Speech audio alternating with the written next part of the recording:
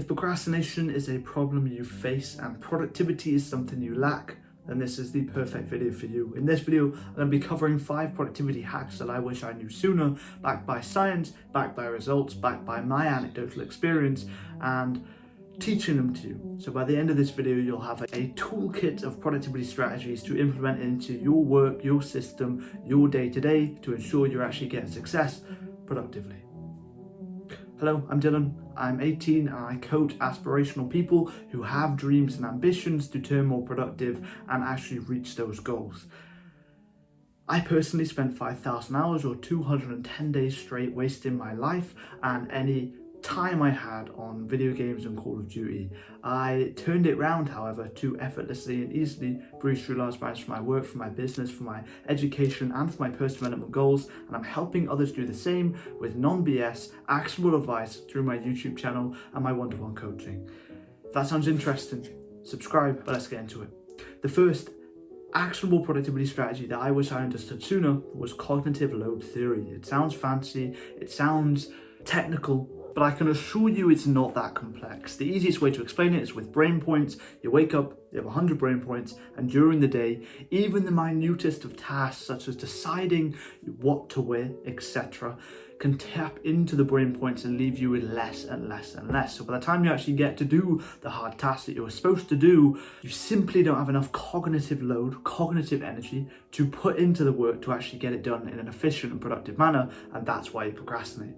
So the easiest way to counter this is by simply clearing out those decisions, planning everything meticulously, even the smallest decisions such as what to wear, placing the clothes out the night before, planning your day-to-day in hyper-specific detail, maybe in an award-winning, scientifically backed planner that I am selling in the top link of the description, or just on a scrap piece of paper, etc. Plan. Essentially, your brain can only hold in the working memory, so your instant recall, 3 to 5 tasks. So you're using a planner, you're using your notes, etc. as an external storage solution for the things you need to do. So you're saving that mental cognitive load, you're saving yourself from that decision fatigue, and you're saving the brain points to be reimbursed into the work that you actually need to be doing rather than what to eat for breakfast. That's the first thing. Secondly is chronological intensity planning. I put it second because it links in with the first. Extreme planning, hyper-detailed planning can save you this brain points, but how do we plan? And you plan with chronological intensity planning. If you are someone who struggles with procrastination, with productivity, with getting things done efficiently and effectively, you need this strategy in your toolbook. Instead of planning eating the frog, and you wake up and you do the hardest task first and you really slug it out productively, apparently, you should build your motivation. You should build your discipline, drive, inertia for the day by completing small wins. So the thing I tell my clients all the time, the first task you should do when you wake up is make your bed. There's a reason behind it, because when you tick off even the smallest of tasks, your brain counts it as a win, releases dopamine, and you instantly have inertia, momentum, and a drive to get through with the rest of the tasks for the day. Then you set more easy tasks. Clean your desk, have a cold shower, organize your desktop, open the resources and files that you need to work on for the day, because not only are you reducing friction by having things open, easily accessible, making it easier for you to do the work, but again, going through and tick off these easy tasks, easy wins, is building dopamine, momentum, motivation to actually tackle the harder tasks. Because when you reach the hard task and you look at your to-do list and you're already 1/3 through of completing these tasks, you are that productive person. You're building the mindset around productivity. And when you do this day in, day out, and you look back across the months of your plans, you reinforce the fact that you are becoming productive. And now whenever you struggle with procrastination, with the motivation, you look through your tangible source of hard facts that you're productive. And this helps me a ton. I've planned the last 263 days of my life. And whenever I feel like I'm not willing to do the work, whether I'm feeling lazy, feeling unmotivated, feeling unproductive, I can look through this tangible evidence that I am who I say I am, and I can do the work because my mindset is in the right place. That's the second tip. Third piece of advice is the attention residue concept. Multitasking destroys deep work. Switching tasks leaves residue of about 20 minutes between tasks because of the cognitive resources you're using. If I record a video right now and I'm cohesive, comprehensive, confident in my speech, I'm using the patterns of brain speech within the brain. So when I swap over to a task such as planning my day tomorrow, writing an essay, doing some work for my business plan, anything like that, then you have this residue left over. You have the resources still active, and it takes 20 minutes for those to die down and open up the next resources that you need to plan and write and type. So wait 20 minutes between tasks, or batch the tasks specifically. So today, after I record this video, I'm going to record 4 more videos because my brain is in the flow for speaking.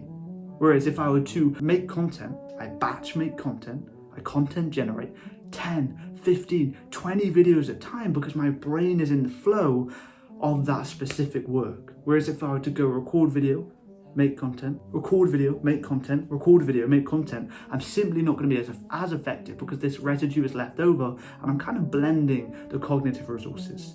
Work smart, not dumb. That's the 3rd tip.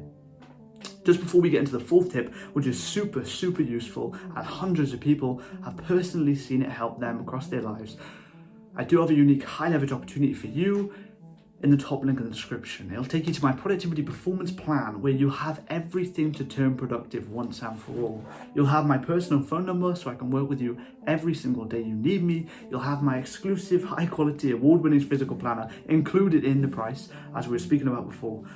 You'll have my exclusive productivity strategies, templates, trackers, tools, and app. Every single thing you need to turn productive I give to you. Every single problem you have with productivity I solve within the 30 days of working with you. And if you don't receive 20 out of 30 days productive within the first month of working with me, I will work with you 100% for free until you reach that result. And in terms of daily pricing, it's cheaper than the coffee you buy every single morning. It's finally time for you to start investing in something that actually gives you a return in future. And if that sounds interesting, check it out at the top link in the description. The 4th tip I'm going to give you, the actionable step, the productivity hack, is temptation bundling. Pair bad habits with good habits. You're procrastinating writing something for your business, doing a bit of schoolwork that you need to do, planning your next day, even editing a video.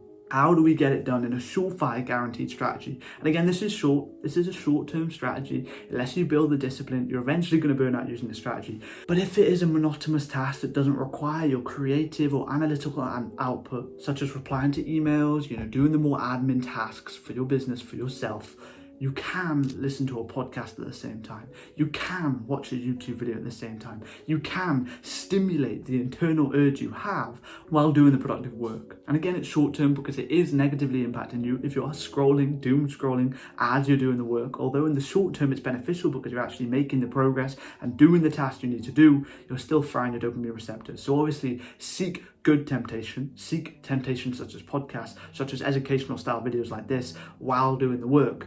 And don't fall into that trap of short form content. But temptation bundling is a surefire strategy to guarantee you productivity on your worst days because simply you're self-soothing, you're soothing the internal urge to stimulate yourself and procrastinate while doing the work you're supposed to be doing. So it's guaranteeing you to get it done because it's simply an effective strategy that people have at least used once in their life. Finally, the 5th productivity hack I wish I knew sooner is more around success. It's called the success spiral. Small wins build identity. And it's exactly what we said in step 2. You're building an undeniable stack of proof that you are who you say you are, because productivity isn't built by manifestation. You can shout in the mirror every single morning, I am productive, I do my work, I'm motivated and disciplined, but until you actually have the tangible evidence, the proof that you are who you say you are, you simply won't actualize the mindset change that you need to become productive because you don't have proof. You don't have evidence. You don't have something that actually shows when you look in your hand or you scroll through the days you've just planned and see a 9 out of 10 productivity rating for the last 263 days of your life, like I see with myself, simply leaving you in a rut of procrastination.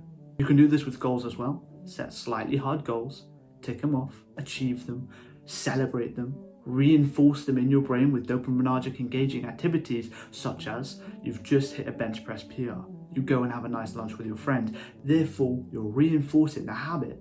And even if it wasn't a massive PR, even if it was just 5 kilos extra, you're still reinforcing progression and you're seeing yourself as someone who's making progress, spiraling you into more success. They say success comes as a drop, then a trickle, then a stream, and then it flows, because you start to see yourself as someone who not only can get the success productively, but also deserves to receive the success, and it leaves you open and abundant to receive it, which is maximally productive.